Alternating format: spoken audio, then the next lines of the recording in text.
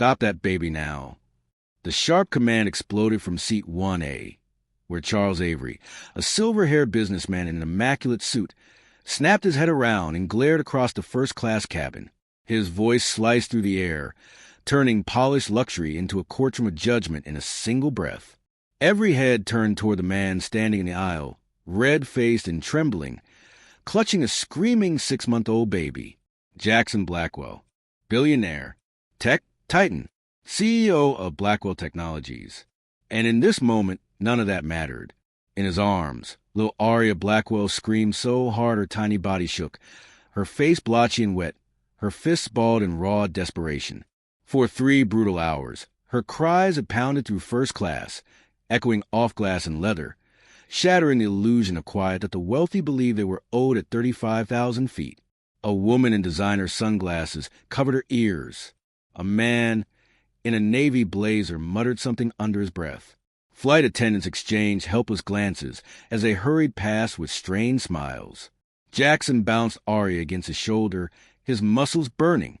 He had walked the aisles until his legs ached, whispered nonsense words, hummed melodies he barely remembered. Nothing helped.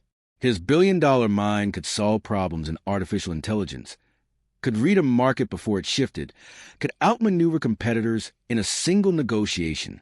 But right now, he could not soothe his own daughter. "Sir, maybe she just needs to cry it out," one flight attendant had suggested earlier, her voice soft but edged with fatigue. "We can bring some white noise, perhaps ocean sounds," another had offered, placing a small speaker in his hand. He had tried it all. Bottles, diaper changes in the cramped bathroom, pacing, rocking, classical music pressed from his noise-canceling headphones against Aria's tiny ears. Her cries only grew louder. From seat 3B, Vanessa Sterling, a perfectly styled socialite, typed furiously on her phone, her assistant leaning in as she hissed, "Some people have no consideration for others. If you cannot control your child, you should not bring them on a plane." The words hit Jackson harder than any headline, harder than any failed deal. These were his people, the elite, the ones who understood pressure and risk. Yet all he could feel from them now was disgust. He swallowed hard, jaw tight, staring at the carpet to avoid every accusing eye. He was Jackson Blackwell, worth billions on paper, but he had never felt so small, so exposed, so powerless. Aria's cries climbed into a piercing wail that cut straight into his chest.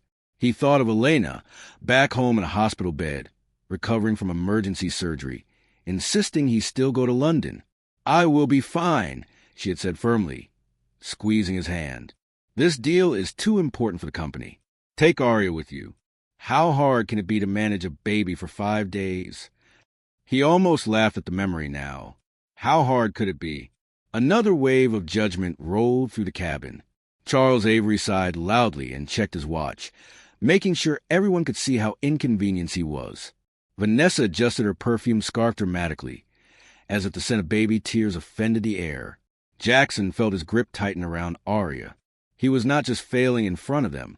He was failing in front of her.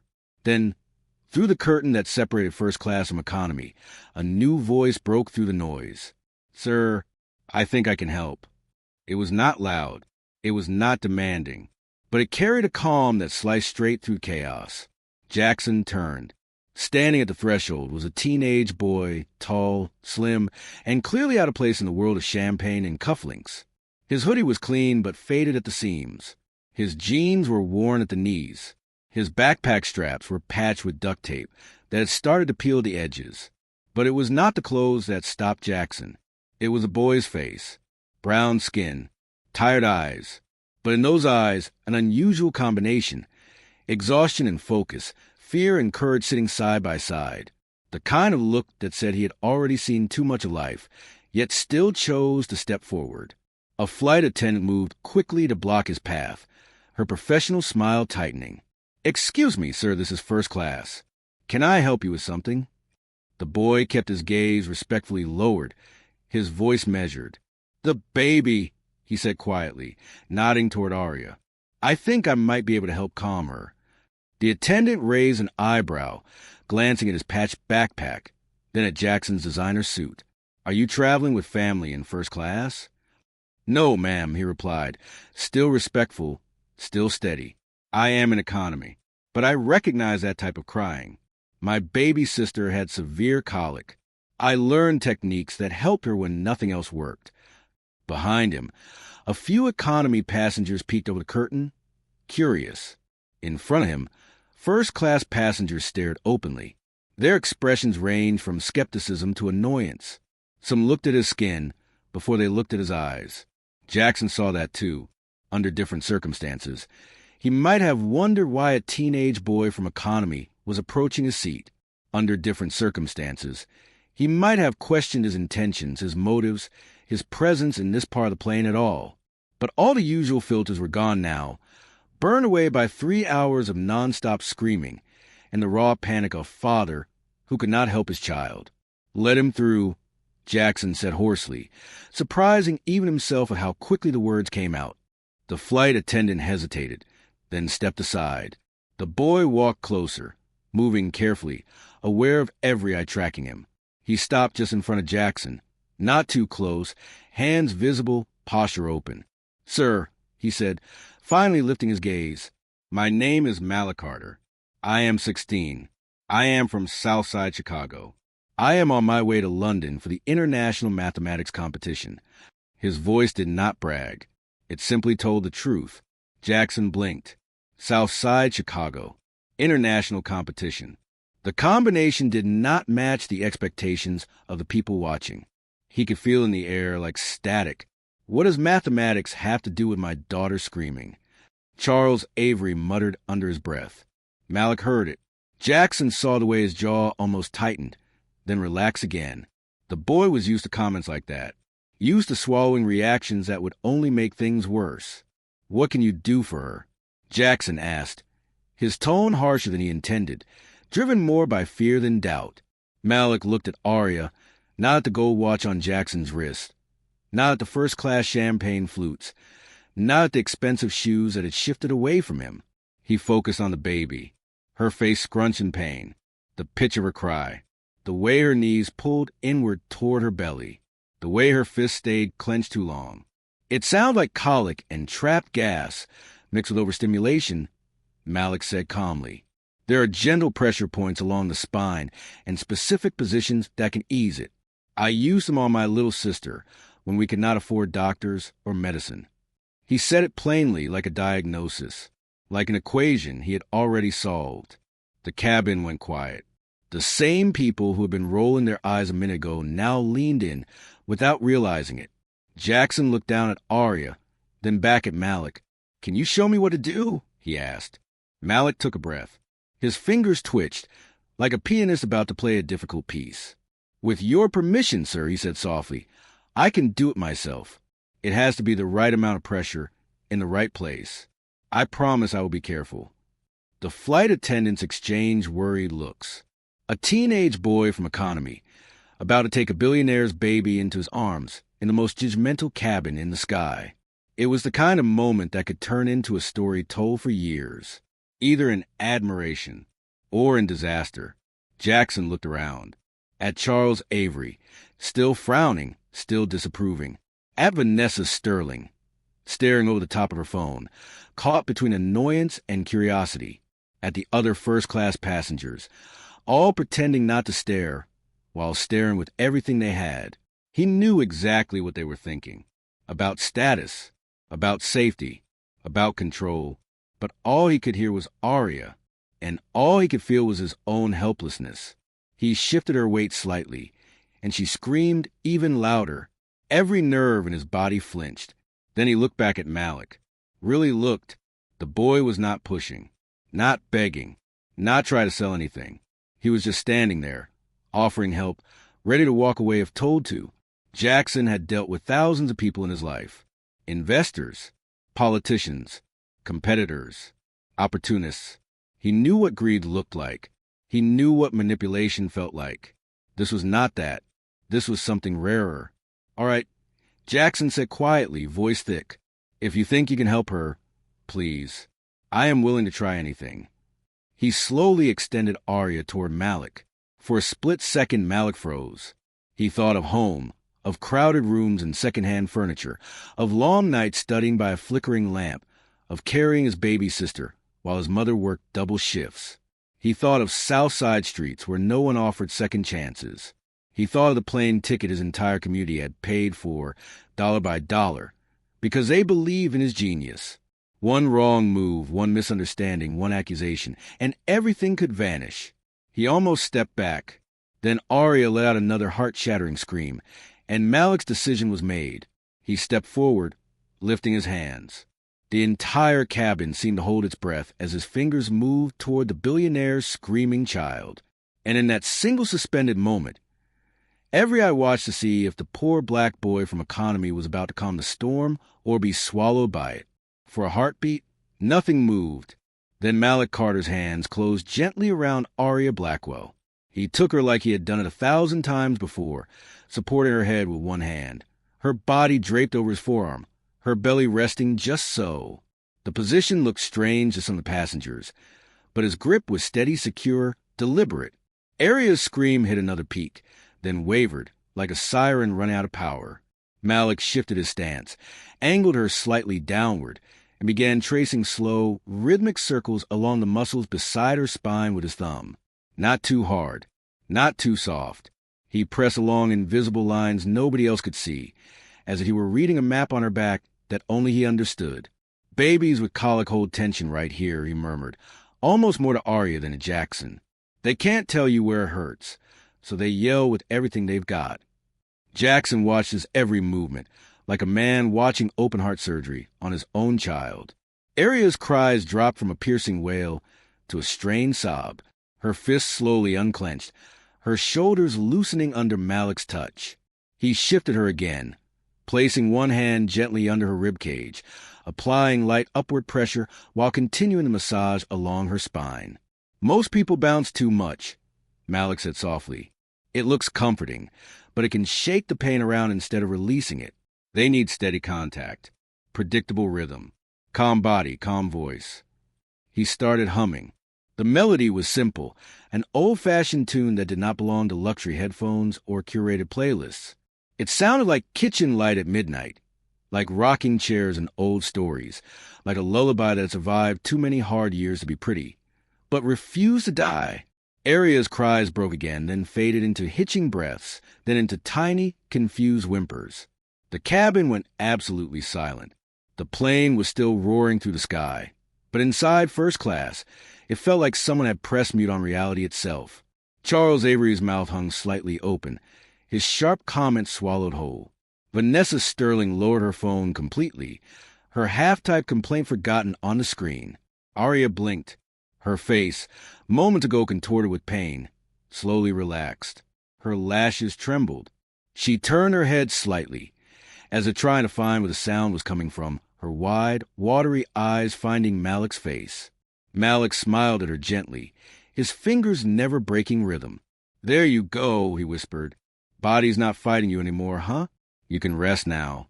Her tiny hand came up and grabbed the edge of his hoodie, clinging, then, to a cabin full of stunned witnesses, she released one final soft sigh and drifted into sleep. In Jackson's chest, something cracked open. For the first time in 3 hours, his ears were not on fire. His heartbeat slowed. His shoulders sagged with fatigue. So deep it felt like it had been waiting for an excuse to collapse. He lifted a hand to his face and realized it was shaking. The flight attendant exchanged looks of disbelief, like stage techs watching a magician pull off an impossible trick right in front of them without wires. One of them, a younger woman with tired eyes, actually smiled in relief. That was, she whispered, more to herself than anyone. Incredible. Charles Avery cleared his throat, shifting in his seat.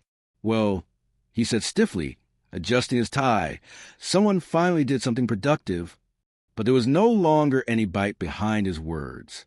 It sounded more like a man trying to recover his dignity after being proven wrong in public. Vanessa Sterling leaned to her assistant. "Record that name," she murmured. "Malik Carter. If I ever have kids, I want that boy's number." The assistant nodded, quickly, typing. Jackson could not take his eyes off Arya. Peaceful, soft, completely surrendered to rest in the arms of a 16-year-old stranger who had walked up from economy with nothing but duct tape on his backpack and confidence in his step. "How did you do that?" Jackson asked, his voice barely above a whisper. Malik kept his eyes on Arya as he answered. "My baby sister had colic," he said quietly. "Really bad. We didn't have money for specialists. So I read everything I could. Books from the library, articles on my school computers, handwritten notes from clinics. Tried different holds, different pressure points, different rhythms." He shifted Arya slightly, making sure her airways stayed clear, her body fully relaxed.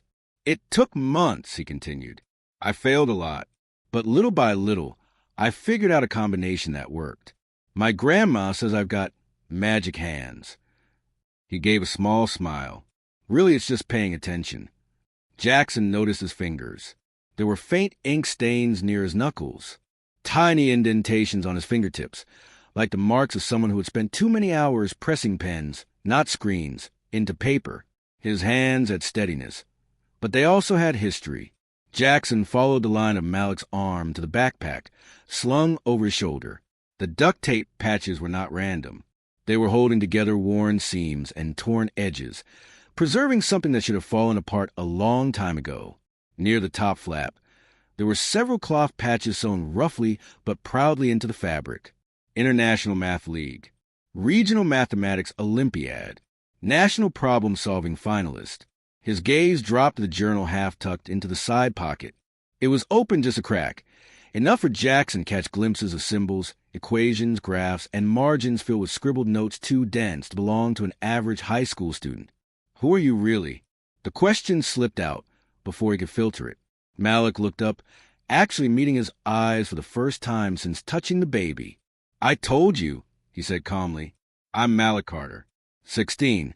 I'm from Southside Chicago. I'm on my way to London for the International Mathematics Competition." One sentence. 3 worlds colliding. Southside Chicago. London. Mathematics. Jackson heard Charles Avery snort softly, like the words did not fit in the same sentence. He ignored him. "And you used to this?" Jackson gestured toward Arya's now sleeping form. Malik's gaze softened. "I'm used to babies who can't explain where it hurts," he said. "I'm used to families who can't afford to guess wrong." The words landed heavier than any insult that had passed through the cabin. Jackson looked around. First class suddenly seemed ugly, not in how it looked, but in what it had revealed. For hours, they had all watched him struggle, watched the baby scream, watched fear crawl across a father's face. Most had judged. None had moved. The only person who had crossed the invisible line of class, status, and unspoken rules was a kid from economy who, on paper, had the least to give and the most to lose. "How far along are you in school?" Jackson asked, eyes flicking again to the math patches. Malik shrugged slightly, careful not to jostle Arya. "My high school doesn't have a strong math program," he said. "So I kind of finished it myself. My teacher gave me extra work, then college-level stuff online. I like problems that feel impossible at first. They're more interesting to solve." "You're going to London alone?" one of the flight attendants asked gently, unable to hold back her curiosity. "Yes, ma'am." Malik nodded. "My mom and grandma couldn't come. They're home with my younger siblings. The ticket was a lot." He glanced down for the first time, as if the next part embarrassed him more than anything else he had said. "My neighborhood raised the money," he admitted. "Church, barbershop, people on the block. They did bake sales, car washes. A friend made flyers and went door to door. Some of them gave $5 when I knew they needed that $5 for their own bills." His voice went softer. "They said if I got a shot at this, I had to take it." Something in Jackson's chest tightened. He thought of the investors he spoke to every week, the people who threw 6 figures at ideas just to see if they might work. He thought of the way Malik's community had scraped change together, not for a business pitch, not for a flashy product, but for a human mind they believed in. "What happens if you win?" Jackson asked. Malik's eyes lit with a quiet, controlled fire, the kind that had burned long before this flight and would keep burning long after. "Full scholarship to MIT," he said. with support for living expenses. It's more than school. It means I can learn at the highest level and actually do something with it. For real people. For places like the one I come from. He smiled slightly down at Arya. For babies like her, who don't have anyone who knows what to do. Jackson studied him. Most teenagers he met at galas or charity dinners were polished products of private tutors and curated schedules. This boy was raw power wrapped in thrift store fabric. No PR team. No polished media training. Just pure, relentless motion towards something better. If you don't win, Charles Avery asked bluntly, unable to resist. Malik did not flinch. Then I still come back smarter than when I left, he answered. And I'll figure out another way. I've been solving hard problems my whole life. One competition won't change that. The answer silenced even Charles. Arya shifted in his arms, letting out a tiny, sleepy sound. Malik adjusted his grip instinctively, his hand returning to that calming rhythm along her back. She sighed, then melted into deeper sleep. Jackson could not remember the last time someone impressed him this quickly.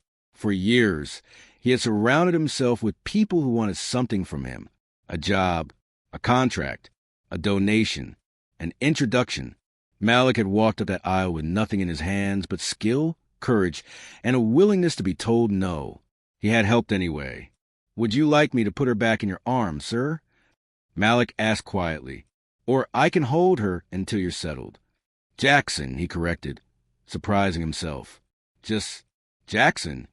He had never introduced himself that way to a stranger on a plane in his life. Malik's mouth twitched in surprise, then a small, respectful nod. Yes, sir. Jackson. He eased Arya gently back into her father's arms, keeping one hand under her head until he was sure the transfer was steady.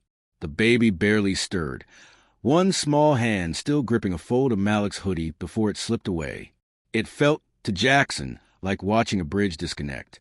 He wanted to keep that connection. To not let this moment evaporate into another story he told at business dinners, conveniently sanitized and stripped of its discomfort. Malik, he said slowly, carefully, when we land in London, what's your plan? Where are you staying? Malik glanced at his backpack. A budget hostel near the competition venue, he said. Shared room. 6 bunks. It's what the ticket money could cover. Breakfast is free, so that helps. I'll buy groceries and stretch them. You're going straight from there to the competition? The flight attendant asked. Yes, ma'am, he replied. Opening ceremony. Then 3 days of rounds. 3 days. Jackson thought his own schedule. 5 days of back-to-back board meetings, investor pitches, and strategic sessions that would shape his company's expansion across Europe. Deals worth billions. Contracts that would be written about in business columns and watched by competitors. And threading through all of it, Arya. Before, that had felt like an unsolvable conflict. Now, as he looked at Malik, a wild, unpolished idea sparked in the back of his mind. He imagined Arya in a hotel room in London, crying again in the middle of the night. He imagined walking into a boardroom with a baby on his shoulder and trying to pretend everything was fine. He imagined Elena's face if she knew how close he had come to breaking on this flight. He also imagined something else. Malik in a quiet adjoining room, reviewing competition problems with calm focus, while Arya slept between their worlds. One of money, one of survival, somehow held together by her tiny heartbeat. The thought seemed ridiculous, and yet it would not go away. Jackson leaned back in his seat, feeling the weight of Arya against his chest, the lingering ghost of Malik's calm filling the air between them. Malik, he said carefully, his voice low enough that only the boy and the nearest attendant could hear. I think I might have a proposal for you. One that could change a lot more than just this flight. Malik blinked. What kind of proposal? He asked slowly. Jackson exhaled. The idea was dangerous, unplanned, completely outside every normal structure he operated in. But then again, so was the boy sitting in front of him, living proof that the most powerful solutions sometimes came from places no one expected. And as the plane sliced through the night sky toward London, both of them felt, without fully understanding why, that this conversation was about to open a door neither man nor boy could ever close again.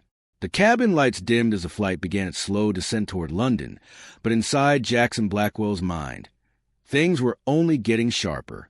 Malik Carter sat quietly across the aisle now, his patched backpack resting at his feet, his eyes drifting between the clouds outside and the baby he had soothed as if performing a miracle.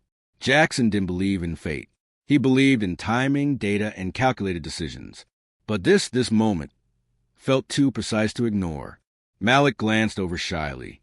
Sir, Jackson, is everything okay? Jackson hesitated. He was a billionaire, used to speaking in boardrooms, not to teenagers from Southside Chicago whose entire lives rode on fragile opportunities. But something about Malik demanded honesty. Malik, Jackson said, lowering his voice, I have 5 days of crucial meetings in London. The kind of meetings that determine whether my company sinks or scales globally. He paused, adjusting sleeping little Arya in his arms. And I'm here with a baby I honestly don't know how to care for alone. Malik nodded slowly. He didn't judge. He simply understood. That alone made Jackson feel both exposed and oddly relieved.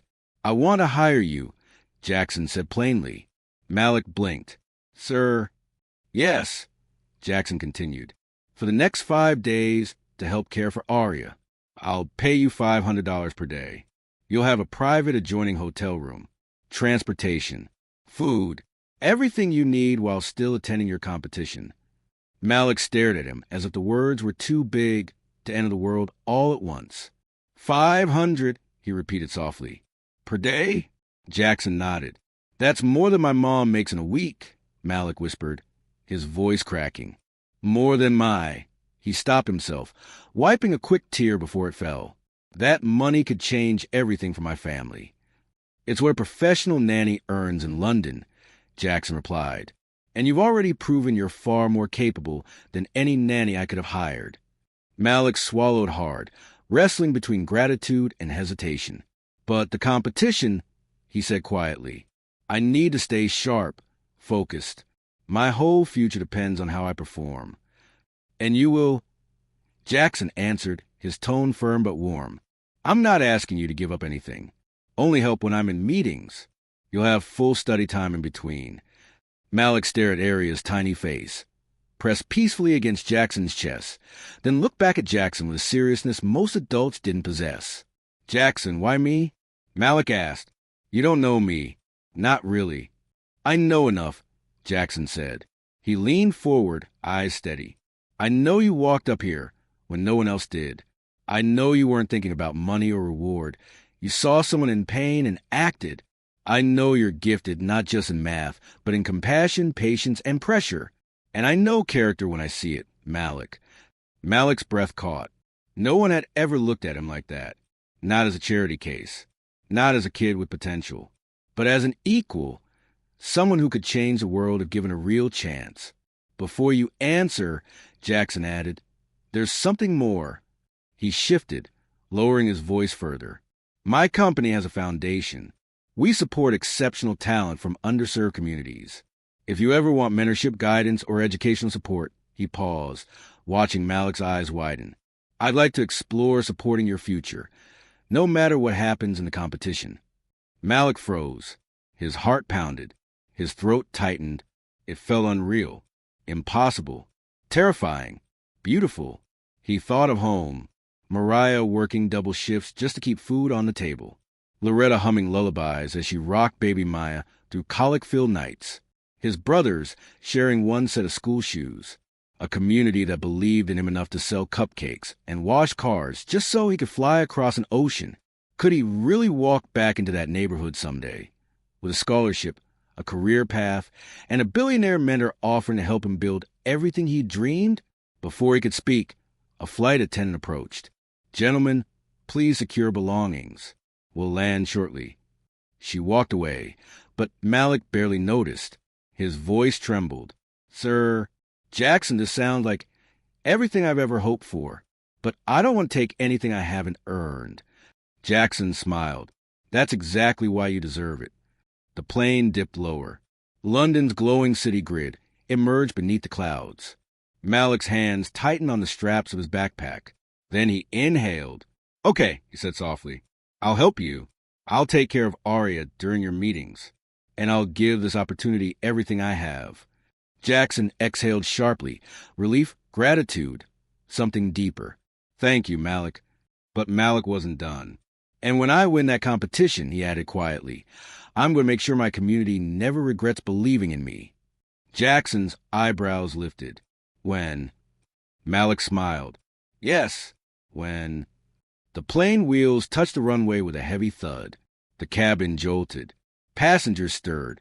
Arya flinched gently in her sleep, but didn't cry. Malik's voice dropped to a whisper. Sir, what happens now? Jackson looked at him with the seriousness of a man who had just made up his mind about something life-changing. Now, he said, fastening his seatbelt, I show you what opportunity looks like. But Malik didn't notice the one person staring at them from across the aisle, a woman whose eyes narrowed, her fingers typing rapidly into her phone, already preparing a message that would spread across social media the moment she had signaled. And that message would ignite a fire neither Jackson nor Malik was ready for, a fire that could destroy everything before it even began. The moment the airplane doors opened, a rush of cool London air swept into the cabin, waking Arya long enough for her to blink sleepily before nestling back against Jackson's chest. Malik followed closely behind them, backpack slung over one shoulder, eyes wide as the sprawling Heathrow terminal came into view. It didn't look like anything from his world. Polished floors reflected the ceiling lights like water. Digital screens flashed arrivals in dozens of languages. People moved with hurried purpose, pulling designer luggage or trailing assistants who responded to every word with a clipped, yes, sir. Malik paused at the top of the jet bridge. He had imagined this moment for months. The moment he stepped into London, representing not just himself, but a whole neighborhood that had poured what little they had into getting him here. But imagining it was different from feeling the weight of it beneath his shoes. Stay close, Jackson said gently, adjusting Arya. Airports can be overwhelming your first time abroad. Malik smiled weakly. Sir, I'm already overwhelmed. They moved together through the terminal. Arya stayed incredibly calm, as if Malik's earlier touch had rewired something in her tiny world. Every few seconds, she peeked up at Malik from Jackson's shoulder, as if searching for the boy who had brought her peace. Malik softened each time she locked eyes with him. She likes you, Jackson said lightly. Malik shrugged shyly. Babies feel energy. She knows you're safe. And she trusts me. Jackson didn't say it out loud, but he knew it was true. Malik had a presence, steady, patient, grounded, rare in adults, unheard of in teenagers. As they reached the passport checkpoint, Malik hesitated at the rope divider. He glanced down at his passport, a worn booklet with edges slightly frayed from being handled too often, too nervously. You'll go first, Jackson said. Malik nodded, palm sweating. The officer scanned his passport with practiced indifference. Purpose of travel? The officer asked. International mathematics competition, Malik answered, steadying his voice, representing the United States. The officer looked up. Something flickered in his eyes. Surprise? Curiosity? Respect? He stamped Malik's passport. Good luck. Malik exhaled in relief, stepping aside as Jackson and Arya approached next. They moved toward baggage claim, where a man in a tailored uniform waited, holding a placard. Mr. Jackson Blackwell, Blackwell Technologies, Executive Transport. Malik froze. He had seen chauffeurs in movies, never in real life. The driver gave a respectful bow. Welcome to London, sir. Car is ready whenever you are. Jackson nodded. Malik tried not to stare at the sleek black Mercedes parked curbside, its chrome reflecting airport lights like liquid metal. The doors opened smoothly, revealing an interior that looked more like a luxury office than a car. Cream leather seats, polished with panels, soft lighting. Malik stepped back. I don't think I should. Yes, you should. Jackson cut in. You're with me? Malik climbed in slowly, as if afraid he might break something by breathing too hard. The door closed with a gentle thud. The car pulled away from the airport, and London unfolded outside the windows. Bridges, glimmering lights, towering buildings that looked like they were pulled straight from the future. Malik pressed his forehead, lightly against the glass. "I've never seen anything like this," he whispered. Jackson glanced at him. "You earned this moment. Don't downplay it." "I didn't earn all this," Malik said, gesturing around the car. "This is your world. I'm just—" He trailed off, unsure how to finish. "Malik," Jackson said firmly, "you are exactly where you're supposed to be." The words settled deep inside Malik's chest, stronger than the hum of the engine, stronger than the heaviness of fear and hope tangled inside him. They drove toward the city center, lights reflecting across the windshield. Arya babbled soft sound from her car seat, reaching once toward Malik's hand. He offered his finger. She gripped it tightly. "She knows you're still close," Jackson said with a quiet smile. As they approached a towering historic building, the driver spoke. "Welcome to the Langham, gentlemen." Malik's mouth fell open slightly. The hotel looked unreal. Massive stone pillars, gold-trimmed windows, flags fluttering above like a palace from a different century. Bellhops in crisp uniforms rushed to open doors. A concierge approached immediately. "Mr. Blackwell, welcome back. Your suite is prepared. The adjoining room as well." Malik almost stepped backward. Adjoining room? Suite? Prepared for him? He clutched his backpack tighter, suddenly aware of the duct tape, the worn straps, the fabric faded by years of use. It didn't belong here. He didn't belong here. Or so he thought. They were escorted through a lobby dripping with wealth. Marble floors, crystal chandeliers, fresh flowers arranged in vases taller than Malik. Guests wearing watches worth more than his mother's yearly salary whispered as they passed. But none of them knew what it took for Malik to walk into this world. None of them knew the night studying beside flickering lamps. None of them knew about stretching dinner, so his siblings could eat. None of them knew the weight of an entire neighborhood's dreams on his back. He wasn't intimidated now. He was determined. The elevator opened onto the top floor, revealing the Blackwell suite. It was massive floor-to-ceiling windows overlooking the city, a full kitchen, a dining area. Paintings worth small fortunes. "This whole thing's one room?" Malik breathed. "Rooms," Jackson corrected with a smile. "And yours is through there." He gestured to a door on the right. Malik opened it slowly. His entire body froze. The room was bigger than his family's apartment. The bed looked like a cloud. The bathroom tiles glittered. The view overlooked Hyde Park, the city stretching endlessly beyond it. For a long moment, Malik couldn't speak. "I can't accept this," he whispered. "It's too much." "No," Jackson said gently from behind him. "It's the beginning." Malik turned confused. "The beginning of what?" Jackson walked further into the room, placing a hand on Malik's shoulder. "The beginning of you seeing yourself the way you truly are," he said. "Capable, brilliant, worthy of standing anywhere in the world." Malik swallowed hard, the weight of the words hitting deeper than he expected. He set his backpack gently on the floor. Arya babbled behind him, smiling as if welcoming him into this new life. Malik smiled back at her, feeling something shift inside him, a small, powerful spark of belief. Then the room phone rang sharply, breaking the moment. Jackson answered. His expression changed instantly. He listened, eyes narrowing, jaw tightening, shoulders straightening like a man bracing for impact. He hung up slowly. "Jackson?" Malik asked. "What happened?" Jackson turned toward him, face serious. "That socialite on the plane," he said quietly. "Vanessa Sterling." "What about her?" "She posted a video," Jackson replied, "of you holding Arya." Malik's heart dropped. "What did she say?" Jackson inhaled deeply. "She wrote, 'Someone tell me why a billionaire is letting a random boy from economy handle his baby.'" Malik felt his stomach twist. "That's bad." Jackson nodded. "Very bad. And it's already spreading."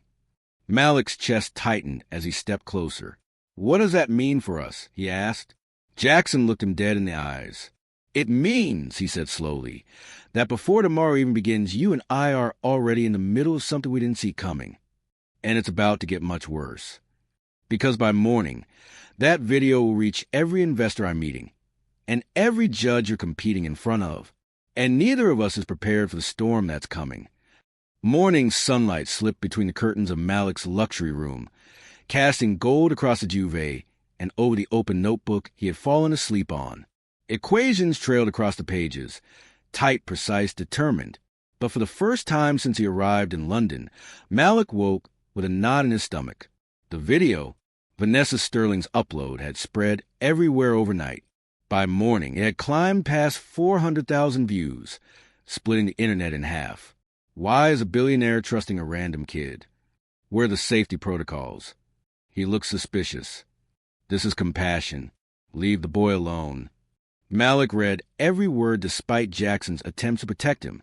Each insult felt like a punch, not because they questioned his skills, but because they questioned his worth. A soft knock came. Malik. Jackson's voice was gentle. Breakfast is ready. Malik opened the door. Arya immediately reached out for him, babbling joyfully. Her tiny fingers closed around his, grounding him. She's been looking for you, Jackson said. How are you feeling? He added. Nervous, Malik admitted. About everything. The competition, the video. Jackson nodded. Pressure reveals character. And everything you've shown tells me you're ready. They ate quietly. Jackson reviewing documents. Malik studying the competition schedule. Arya tapped her toy rhythmically, like she was cheering him on. At 8:30, the driver arrived. As they walked to the hotel lobby, Malik caught a glimpse of his reflection in the glass. Hoodie faded, backpack stitched with duct tape, hair neat. He looked like himself, but the version standing in London felt new, bigger. You belong here, Jackson said. Malik nodded. The Royal Institution stood like a cathedral of science, its massive columns stretching toward the sky. Students from around the world streamed inside, press blazers, embroidered crests, calculators gleaming.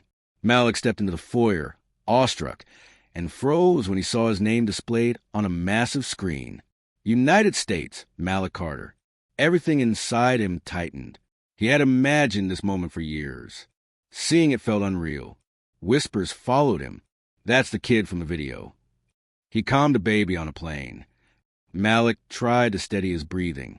He wanted to be known for his mind, not a viral moment. You must be Malik Carter, a voice said. He turned to see a tall woman in a navy suit, silver hair, steady gaze. Dr. Valerie Monroe, she introduced, competition director. It's an honor, Malik said. She leaned in slightly. For the record, I watched the video. Malik froze. Don't let shallow minds distract you from deep purpose, she said before stepping away. Her words hit him deeper than praise. They were permission to breathe. Malik took his seat inside the auditorium. A student next to him whispered, Don't sweat the video. Half these people couldn't solve a fraction if their lives depended on it. Malik laughed quietly. The moderator's voice echoed through the hall, announcing the first round. 4 hours of advanced individual problems. Malik opened his booklet. The first problem, number theory, made something fire awake inside him. He moved through the equations with clarity he hadn't felt in days.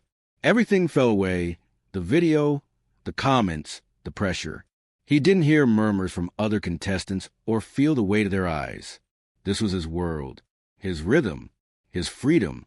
He solved each problem faster than expected, diving deeper into patterns and proofs. At one point, he glanced up and saw Dr. Monroe watching from above, not with doubt, but interest.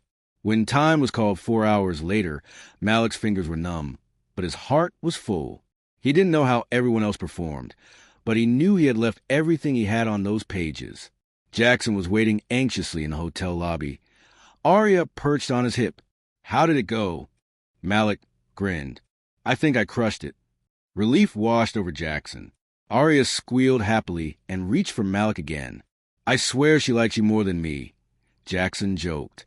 They stepped out of the elevator onto their floor, smiling, until a hotel staff member rushed toward them. Mr. Blackwell, there's a situation. Jackson tensed. What kind? It's about the video, the man said. It's trending globally now, and a reporter is downstairs asking for Malik. Malik's stomach dropped.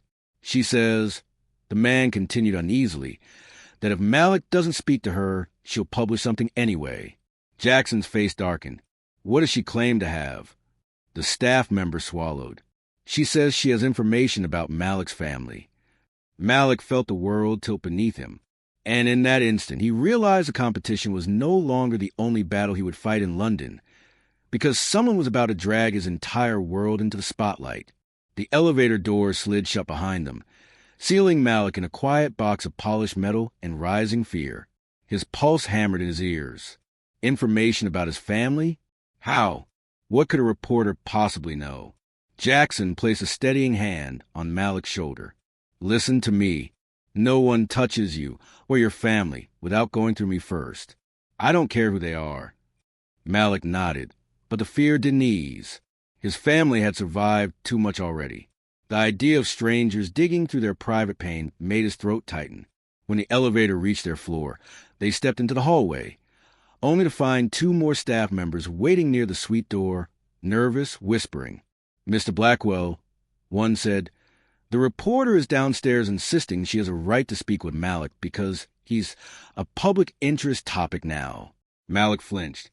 I don't want to be public anything. You're not, Jackson said firmly. You're a kid with a gift, and no one is exploiting that. They entered the suite. Jackson handed Arya a soft toy and turned to Malik. We can handle this, he said. But first, tell me what they could possibly have. Malik swallowed. I don't know. We've never been in trouble, ever. My mom works 2 jobs. My grandma raised us. We've never done anything wrong. Then they have nothing, Jackson said. Reporters bluff to scare people into talking. Or to make a story go viral, Malik murmured. Jackson's jaw tightened. She won't get near you. But Malik wasn't convinced. He had seen the world twist stories about boys like him, boys with brown skin and poor neighborhoods and dreams too big for the streets they came from. He'd seen people online create villains out of kids who never had a chance to defend themselves. His phone buzzed. Dozens of notifications. He ignored them. Instead, he dropped onto the couch, pulled open his notebook, and tried to lose himself in equations the way he always did when the world felt loud. But the numbers wobbled. His mind couldn't lock in. Jackson paced the room while talking on his phone, speaking in clipped, powerful tones Malik had only heard CEOs use in movies.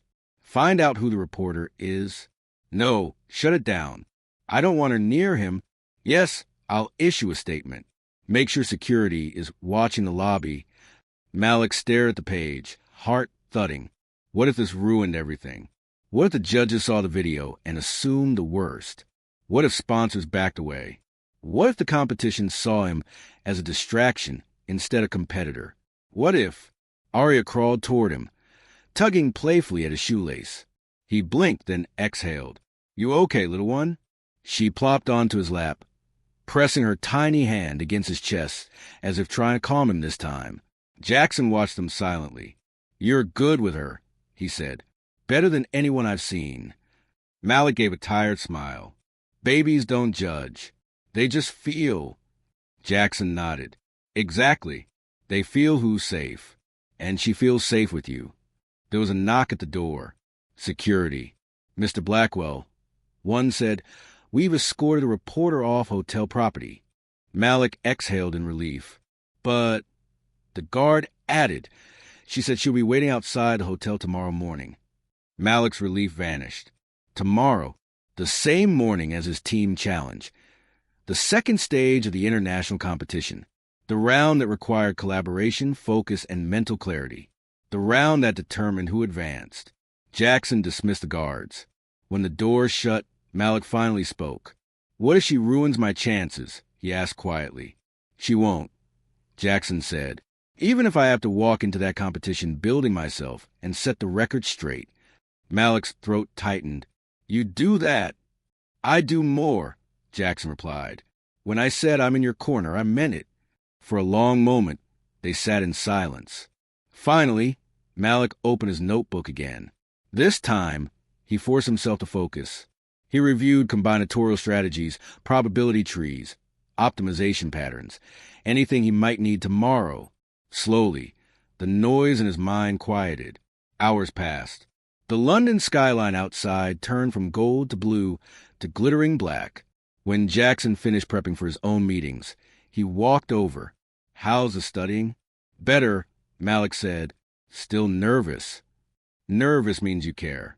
That's what my grandma says, too." Jackson smiled. "Your grandma sounds wise." Malik nodded. "She is." They ate dinner together. Room service brought enough food to feed a family of 6. Malik picked at his plate, mind drifting again. The reporter, the video, the competition, and something deeper. "What if I mess up tomorrow?" he whispered suddenly. Jackson set down his fork. "Malik, you've been outperforming hardship your whole life. A few privileged teenagers and a math judge won't intimidate you." Malik looked up. "I believe you can win," Jackson said. "But more importantly, I believe you're worthy even if you don't." No one had ever said that to Malik before. Not like that. Not with that kind of certainty. His voice shook. "Thank you." "Get some sleep," Jackson told him. "Big day tomorrow." Malik nodded and headed toward his room. He brushed his teeth, changed clothes, and stood by the window staring at the glowing city below. London looked huge, beautiful, intimidating, everything he wanted and everything he feared. He crawled into the massive bed, feeling smaller than ever. Sleep tugged at him slowly, gently, and then his phone vibrated on the nightstand. He grabbed it instinctively. One message, from an unknown number. He opened it. The text made his breath stop. "I know who you are. I know where you're from. And I know your family's secrets." Malik's heart pounded so loudly it seemed to fill the room. Another message popped up immediately. "Talk to me tomorrow morning or I'll tell the world everything." Malik sat up, trembling. Everything? What everything? What could she possibly know? He clutched his blanket tight as his entire body shook. And then came the final message. "Don't try to hide. I'll be waiting for you." Malik stared at the glowing screen, blood turning to ice. And that was the moment he realized he wasn't just fighting for a trophy anymore. He was fighting for his family's name and the truth before someone else twisted it beyond repair. And tomorrow, everything would come crashing into the light. Morning hit Malik like a train. He barely slept. Every time his eyes closed, that message replayed in the darkness. "I know who you are. I know where you're from. And I know your family secrets." But what secrets? His family didn't have scandals. Just struggle. Just survival. He splashed cold water on his face, stared in the bathroom mirror, and pressed trembling fingers against the sink. "Focus," he whispered. "Today matters." He grabbed his notebook, zipped his patched backpack, and stepped into the luxurious suite's living room. Jackson was already up, pacing with Arya on his hip. She squealed and reached for Malik the moment she saw him. "You look tired," Jackson said gently. Malik forced a smile. "I'm okay." Jackson studied his face. "You got another message last night, didn't you?" Malik froze. "How did you—" "Your eyes," Jackson said softly. "You're carrying something too heavy." Malik swallowed. "It doesn't matter. I just need to get to the competition." "It matters to me," Jackson said. "You're not doing this alone." Malik didn't know how to explain a threat. He didn't understand himself. So he simply grabbed his backpack. "I'll tell you later," he said. "Right now I have to win." Jackson nodded slowly. "Then let's go." They made their way downstairs. The hotel lobby buzzed with morning business travelers and staff. Malik kept his hood up, trying to stay low, but the moment he stepped outside, flashes, cameras, voices shouting. "There he is." "Malik, Malik, look this way. Is it true you're being sponsored by Blackwell Technologies? What's your connection to Jackson? Why did you touch the billionaire's baby? Do you think you're being exploited? Is your family involved in—" Jackson snapped. "Back off. He's a minor," he roared, pulling Malik behind him, shielding with his body while security shoved reporters backward. Malik's heart raced. He had never seen so many people fighting to talk to him, never seen cameras pointed at him like he was a criminal or a celebrity. Security pushed a path through the crowd, rushing him into the car. When the doors slammed shut, Malik clutched his seatbelt and gasped for breath. That was insane. That was exploitation. Jackson growled. They're trying to create a story out of nothing. As the car pulled away, Malik's phone buzzed again. Unknown number. He didn't want to look. Didn't want to care. But his fear forced him to swipe the screen. Running from reporters won't save you. His fingertips went cold. Another message. Meet me after your team round or I ruin your family. Malik shoved the phone into his pocket, chest tightening. Jackson watched him carefully. Whatever's happening, we'll handle it together. But Malik couldn't drag Jackson into this. Not now. Not while he was already fighting his own business battles. So he whispered, "Let me get through today first." The car reached the competition venue. Massive banners rippled overhead. Students from around the world gathered in clusters: Japan, Brazil, Germany, South Korea, France, all wearing their brightest minds and sharpest confidence. Malik stepped out. Time slowed. Cameras flashed again, though fewer this time. Just curious bystanders capturing the famous plane boy they'd seen online. He ignored them. He walked into the grand hall and immediately spotted his team. Kenji from Japan, Maria from Brazil, Elias from Germany. They straightened when they saw him. "There you are," Maria said. "We watched the video. People online are ridiculous. Don't listen to any of them." "We need you focused," Kenji added. "Today's challenge is brutal." "That's why I'm here," Malik said quietly. Today's round was collaborative, for students working together to solve complex, real-world problems. A judge approached. "You will design an algorithm," she announced, "to optimize emergency response times in urban areas with unpredictable variables." A murmur ran through the hall. This was huge. Kenji rubbed his temples. "We'll need stochastic modeling." "And traffic pattern analysis," Elias added. "And probability trees," Maria said. Malik stepped closer, pulse steadying as his brain switched gears. "Not just that," he said. "Your models don't include human behavior. Traffic isn't numbers. It's fear. It's panic. It's real people reacting to emergencies." The others looked at him, shocked. Malik walked to the whiteboard and began sketching. "If we treat the city like a fixed grid," he explained, "we lose flexibility.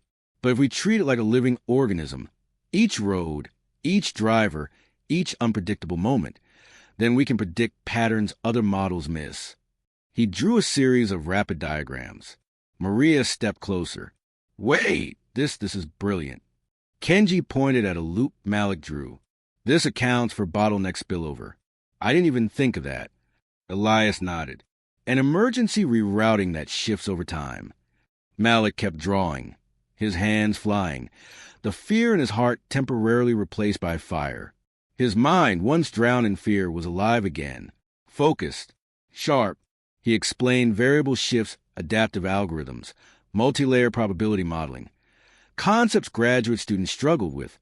But here he was, 16, from Southside Chicago, leading a team of international prodigies with the confidence of someone who had crawled through life and refused to stay down.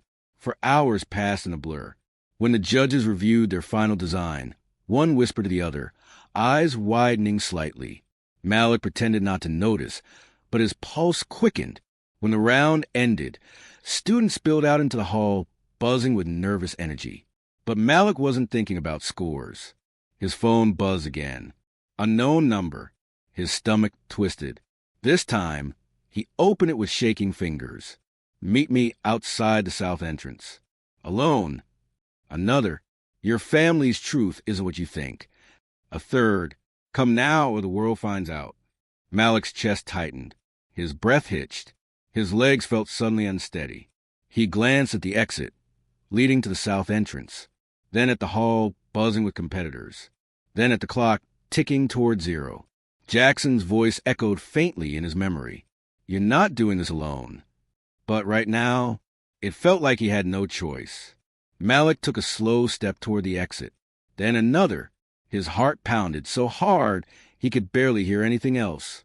He reached for the cold metal handle and froze when he saw the shadow waiting just beyond the glass, watching him, waiting for him, ready to pull him into something darker than anything he faced in this competition. And when Malik realized who it was everything he thought he knew about his past, his family, and his future shattered in a single heartbeat. Malik's hand trembled on the cold glass door as the shadow outside shifted. His breath caught. His heartbeat pounded everywhere, his chest, his throat, his temples. He pushed the door open slowly, stepping into the chill of the alley behind the Royal Institution. A woman stood waiting. Not a reporter. Not a stranger. Not someone trying to exploit him. A woman with the same brown eyes as his. Eyes he hadn't seen in 3 years. "Mom," Malik whispered. Mariah Carter stepped forward, wrapped in a thick coat. Tears caught at the edges of her lashes. "Malik," she said, her voice breaking. "Baby, it's really you." He staggered. "Mom? How did you get here?" She reached out, touching his face gently. "I got on a plane last night the moment I saw that video. When reporters started calling the hospital where I work, I knew something bad was coming. So the messages, I didn't send them," she said quickly. "I would never scare you like that." Malik felt his knees weaken. "Then who?" Before she could answer, the alley door behind them burst open. Jackson rushed out, breathless, holding Arya close in her carrier. "Malik," he shouted. "Stop, don't go with—" He froze when he saw Mariah. Mariah stared at him in disbelief. You're Jackson Blackwell." Jackson nodded respectfully. "And you must be his mother." Malik stood between them, overwhelmed. "Someone has been threatening me, saying you had secrets, saying the world would find out." Mariah shook her head fiercely. "We have no secrets. The only thing anyone could use against us is the truth, that we're poor, that we've struggled, and that you fought harder than anyone I know." Tears spilled down Malik's cheeks. "Then who would do this?" A voice echoed from behind them. "Me." The three of them turned sharply. Vanessa Sterling stepped into the alley, coat immaculate, phone in hand, expression cold and satisfied. "I didn't expect the mother to show up," she said calmly, "but this works out beautifully." Jackson's eyes darkened. "You've harassed a minor? You threatened his family?" Vanessa lifted her chin. "I didn't threaten anyone. I gathered information. That boy," she pointed at Malik, "is a viral story, and I plan to tell it before someone else does." Malik stepped forward, shaking. "Why me? Why do you care?" Vanessa smiled in a way that made his blood run cold. "Because you did something unusual. You stood next to a billionaire in a world where you don't belong, and people want to know why." Jackson moved in front of Malik protectively. "You're done. Stay away from him." Vanessa's eyes glinted. "You think you can protect him? You can't protect the truth. His neighborhood, his father's record, his family's history. All of it is public information." Mariah stiffened. "My husband made mistakes, but he paid for them, and our children should not suffer for past." Jackson's voice dropped to a low, dangerous tone. "If you release anything about this family without consent, you will answer for it legally, and not even your wealth will save you." Vanessa took one step back, surprised by the steel in his voice, but then she smirked. "We'll see." She turned sharply and walked away. Malik trembled. "She's going to hurt us." "No," Jackson said firmly, placing a reassuring hand on his shoulder. "She just lost any chance of controlling the narrative." "How?" "Because now," Jackson said, "we tell your story, honestly, fully, and with pride." Malik blinked through tears. "Why would you do that for me?" Jackson pointed to Arya, who looked up at Malik with innocent trust. "Because you protected the most important person in my world, and because you showed me something rare, courage without reward." Mariah nodded, wiping her eyes. "And because you've earned your future, Malik. No one gets to take that away." Malik exhaled shakily. "I still have to finish the final round. And you will," Jackson said, "with your head held high." As they walked back into the building together, Malik felt something settle inside him. Not fear, not doubt, but a solid, rising fire. A fire built from everything he'd fought through, everything he'd survived, everything he was finally ready to become. He re-entered the hall for the final announcement. Competitors lined the stage, judges holding envelopes. The room buzzed as people whispered and pointed toward Malik, some curious, some supportive, some ignorant of everything he had just survived outside. Dr. Valerie Monroe stepped up to the microphone. The hall fell silent. In third place, Elias Brenner, Germany. Applause. Malik clapped genuinely. In second place, Kenji Yamamoto of Japan. Another wave of applause. And in first place, a pause, a breath, a heartbeat stretching the entire universe thin. Representing the United States, Malik Carter. The world blurred. Students erupted in applause. Judges nodded with admiration. Maria and Kenji rushed forward to hug him. Jackson clapped with pride while holding Arya, who squealed like she knew her friend had just conquered the world. Malik stepped onto the stage, his chest lifted, his eyes shining, his shoulders no longer carrying the weight of shame or fear, but the weight of victory. Dr. Monroe handed him the trophy. "Your work will change lives one day," she said quietly. Malik whispered back, "I hope so." He scanned the crowd and saw Mariah crying softly, hand over her mouth. He saw Jackson smiling like he had always known this moment was coming. And he saw Arya reaching both tiny arms toward him. Malik laughed, a sound full of relief, joy, and the promise of everything still ahead. Later, in the hotel suite, they celebrated with quiet pride. Malik sat on the floor with Arya in his lap as she tapped the trophy with chubby fingers. Jackson raised a glass of sparkling water. To Malik Carter, he said, "The boy who calmed a baby, conquered competition, inspired everyone who crossed his path." Mariah added softly, "And to a future no one can take from him." Malik smiled, holding Arya close. "I never expected my life to change on a plane," he said. "But maybe our biggest opportunities happen when we least expect them." Jackson nodded. Sometimes the smallest act of kindness turns out to be the greatest turning point. As the night sailed around them, Malik stared out at the glowing city of London, his city now, too. A place where his fears had faced the light and lost. A place where he proved that brilliance grows anywhere, even in the shadows. A place where a boy with nothing had finally discovered he was more than enough. And somewhere deep inside he knew this was only the beginning. If the story moved you, inspired you, or kept you glued to your screen, then listen up, drop a comment below, and tell us where you're tuning in from. If you enjoyed today's story, smash that like button, subscribe, and hit the notification bell so you never miss another heart-pounding cinematic tale from Black Justice Tales. Here's a quick question for you. If you were in Malik's shoes, would you have walked through that alley door or stayed inside the competition hall?